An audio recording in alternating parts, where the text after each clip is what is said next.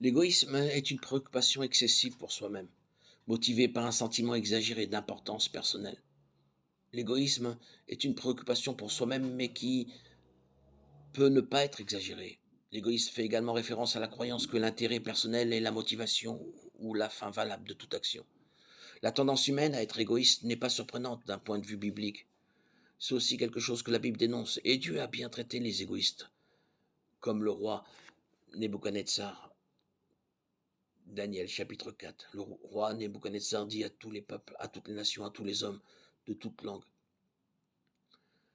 qui habitent sur toute la terre, que la paix vous soit multipliée. Il m'a semblé bon de faire connaître les signes et les prodiges que Dieu, le Très-Haut, a fait en mon faveur.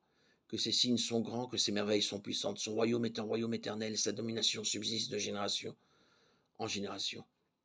Moi, Nebuchadnezzar, j'étais tranquille dans ma maison et heureux dans mon palais. J'eus un songe qui me fit trembler. Pendant que j'étais couché, les songes et les visions de mon esprit m'effrayaient. Je décrétai donc qu'on amena devant moi tous les sages de Babylone pour qu'ils me donnent l'explication du songe. Que ses signes sont grands, que ses merveilles sont puissantes, son royaume est un royaume éternel, sa domination subsiste de génération en génération. Alors les magiciens, les devins, les chaldéens et les astrologues vinrent et je leur racontai le songe, mais ils ne purent m'en donner l'explication. Enfin, Daniel, nommé du nom de mon Dieu, et en qui réside l'esprit des dieux saints, se présenta devant moi. Je lui racontai le songe, je lui dis, je sais que l'esprit des dieux saints est en toi, et qu'aucun mystère n'est trop difficile pour toi. Raconte-moi les visions que j'ai eues en songe et leur interprétation. Les visions que j'avais dans ma tête pendant que j'étais couché étaient les suivantes. Je regardais, voici, il y avait un arbre au milieu de la terre, et sa hauteur était grande. L'arbre grandit et devint fort, et sa cime touchait le ciel, et on le voyait jusqu'aux extrémités de toute la terre. Son feuillage était beau, et ses fruits abondaient. Il y avait de la nourriture pour tous. Les bêtes des champs trouvaient de l'ombre sous son ombre. Les oiseaux du ciel habitaient ses branches, et toute chair se nourrissait de lui. Daniel fut un moment troublé, et ses pensées l'effrayèrent. Le roi répondit et dit, que le songe et l'interprétation ne t'effraient pas.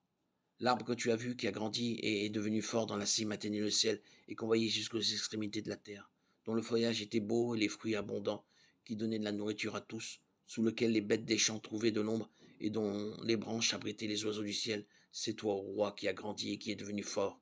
Ta grandeur a grandi et s'est étendue jusqu'aux cieux, et la domination jusqu'aux extrémités de la terre. Et parce que le roi a vu un veilleur, un saint descendre du ciel et dire abattez l'arbre et détruisez-le, mais laissez en terre le tronc avec ses racines, lié d'un lien de fer et de bronze, parmi l'herbe des champs, qu'il soit trempé de la rosée du ciel, que sa part soit avec les bêtes des champs, jusqu'à ce que cette période se soit écoulée. Voici l'interprétation au roi. C'est un décret du Très-Haut qui est venu sur le roi, mon Seigneur. Tu seras chassé du milieu des hommes et que tu auras ta demeure avec les bêtes des champs. Tu mangeras de l'herbe comme les bœufs, et tu seras trempé de la rosée du ciel, et 7 ans passeront sur toi, jusqu'à ce que tu saches que le Très-Haut domine sur le royaume des hommes, et qu'il le donne à qui il veut. Et comme il a été commandé de laisser le tronc de l'arbre où se trouvent les racines, ton royaume te sera affermi, dès le moment où tu sauras que c'est le ciel qui domine. C'est pourquoi, ô roi, que mon conseil te soit agréable.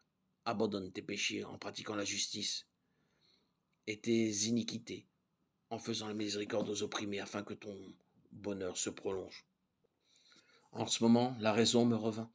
La gloire de mon royaume, la majesté et la splendeur me revinrent. Mes conseillers et mes grands me cherchèrent et je fus affermi dans mon royaume, et ma grandeur augmenta encore.